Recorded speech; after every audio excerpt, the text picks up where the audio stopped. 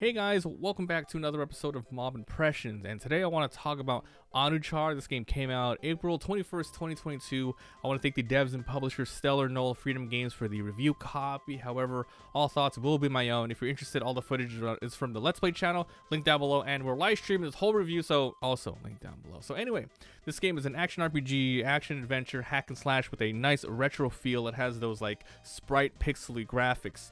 The story is a little sort of confusing at the beginning. Oh, by the way, I want to pretty much answer a couple of questions. What is this game, and is it worth your time and money? So let's get that out of the way.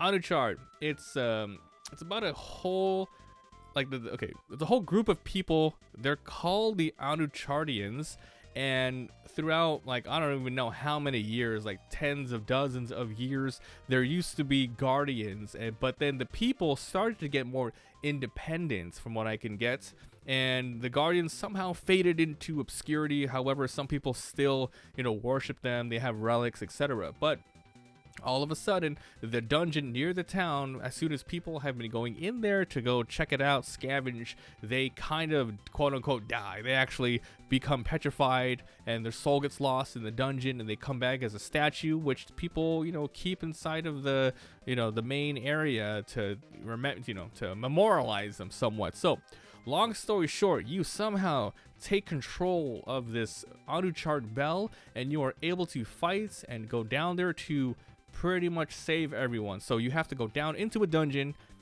fight some bosses, go all the way through, and some of the dungeons, depending on the person that you are saving, the dungeon is kind of tailored to their liking. So if someone is a bookworm, you see bookshelves, etc., and maybe some of the bosses will reflect that. So you go down there, you get them, and you bring them back to town.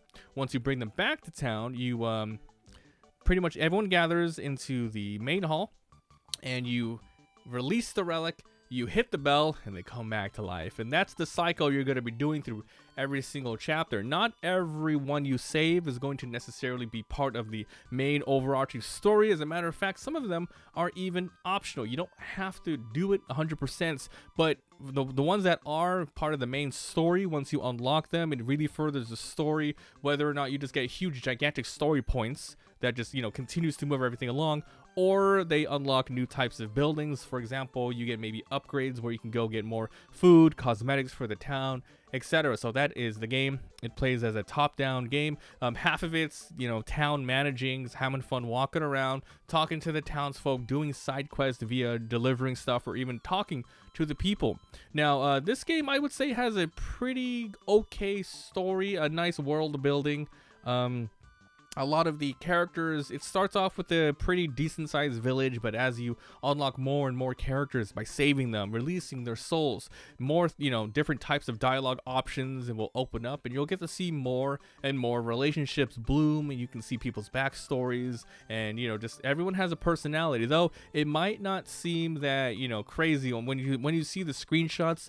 It is a somewhat of a, a well-built world with deep relationships, as I mentioned. So you go in and you have your bell, and that's pretty much your primary way to fight. You have a light attack, you have a heavy attack, which pushes enemies into the wall, which is a very big part of combat. A lot of enemies have armor or different things that you absolutely need to either, toss them into walls to destroy the armor, or even throw items, environmental, hazards into the wall and then into them. And also solve a lot of different puzzles. There's extra things to get, like resources on the ground, which is in turn used in the village, etc. This game also has a little bit of secrets, so there's like faux walls in there you need to watch out for. But that's pretty much it. So it's like I said, half village and then half in the dungeon. Okay, so Anuchard, is it worth the money? I would say right now it's 15 bucks on Steam. And I played with the Xbox One control. I have to say, this is an indie game for sure. It's an action JRPG, but it has a lot going for it, for sure. First of all, I had no problems in terms of bugs or performance. It is just solid. It's solid. The gameplay is nice. It's very simple at the beginning, but then once you get more different types of customization, like, oh, what kind of food am I going to bring to increase your stats? Like, oh, maybe I want health this run, or maybe more attack this one. And you get different abilities, so on. And you also get lots of passive ones and active ones. Once you fill up your essence bar by gathering or attacking many enemies, you can activate a special ability. The first one you get actually heals you, and then you get more different ones later, which is, you know, gives you more offensive and defensive capabilities. I think it's definitely worth the money if you're into these type of games. We played for a couple hours now. We're barely on a couple chapters in, so I have a feeling this is going to be pretty lengthy for the price. I think Anuchard is a good game. Definitely check it out. All right, if you guys enjoyed, I'll be leaving you some gameplay of me fighting some monsters and going from there. And also, there'll be the video on the Let's Play channel. And please come by Twitch. I'm live streaming this whole review. We'd love to see you guys here. Thanks for watching, and we'll see you guys next time. Bye. This grass here is an arrow.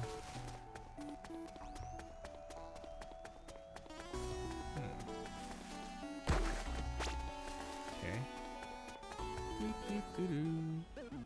The smell. A strong monster is incoming.